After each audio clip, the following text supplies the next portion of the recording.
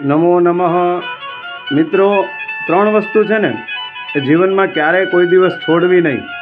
કદાચ આપણને બધું જ આપણને પ્રાપ્ત થઈ જાય, આપણી ઈચ્છાઓ પરિપૂર્ણ થઈ જાય, સંતોષ આપણો પરિપૂર્ણ થાય અને કદાચ ભગવત પ્રાપ્તિ થાય ને છતાં પણ ગીતાજીમાં સ્વયં કૃષ્ણ કહે છે કે ત્રણ વસ્તુ 18મા અધ્યાયના 5મા શ્લોકમાં કહે છે, યજ્ઞદાન તપઃ કર્મ ન ત્યાજ્યમ કાર્યમેવ તત્ યજ્ઞો દાનમ તપસ્તૈવ પાવનાનિ મનીષિણમ.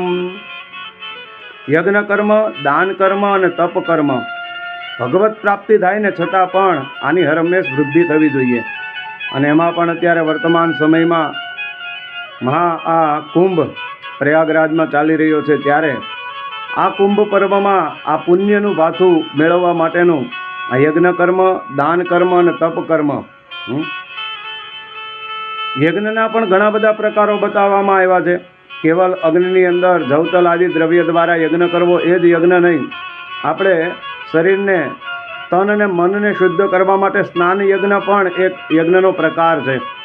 ત્યારે એ સ્નાન દ્વારા પણ આપણે પવિત્ર થતા હોઈએ છીએ.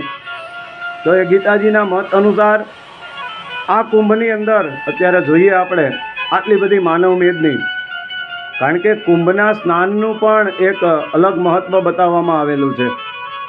અને સ્કંદ પુરાણની અંદર સાહેબ ચોખ્ખું એનું પ્રમાણ બતાવવામાં આવ્યું છે. કાશીખંડમાં મહિમા બતાવવામાં આવ્યો છે સ્કંદ પુરાણમાં કે આ કુંભ સ્નાનનું આટલું બધું મહત્ત્વ, કુંભ સ્નાનનું આટલું બધું કાર્ય, આ કુંભ સ્નાનમાં કરવાથી આપણને શું મળે?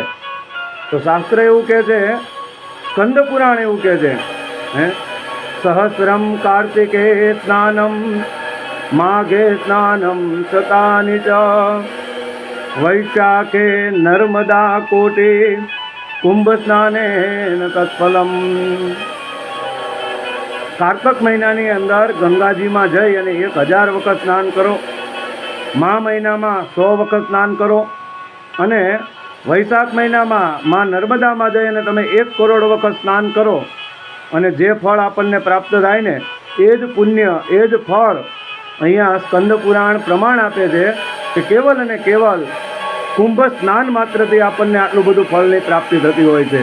તો આ એક સ્નાન યજ્ઞ પણ બતાવવામાં આવ્યો છે. અને આ પ્રયાગની અંદર દાન આદિ કાર્ય અને તપ આદિ કાર્ય, તો ગીતાજીનો મત અહીંયા સર્વ સિદ્ધાંત એ રજૂ થાય છે કે યજ્ઞ કર્મ, દાન કર્મ અને તપ કર્મ આના દ્વારા જ આપણે આ પુણ્યનું ભાથું એ મેળવીએ.